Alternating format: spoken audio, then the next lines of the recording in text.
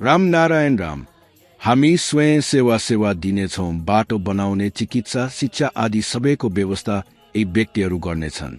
यदि हरेक मोहल्लाको छिमेकी 10 जना दिन्छन् भने 000 मोहल्लाले 1 लाख स्वयंसेवक दिन सक्छन्। 1 लाख सजिलो कुरा होइन। उनीहरू बन्दुक चलाउन सिक्नेछन्, डन्डा चलाउन सिक्नेछन्। आत्मरक्षा, शिक्षा सबैको तयारी हुनेछ। सरकारले किन अवरोध पुर्याउने? हामी सरकारलाई कुनै हानि गरिरहेका छैनौँ। यदि बाटो सफा गरियो, कीर्तन गरियो भने सरकारले कुनै अवरोध सिर्जना गर्नेछैन। नोक्सान नगरौँ।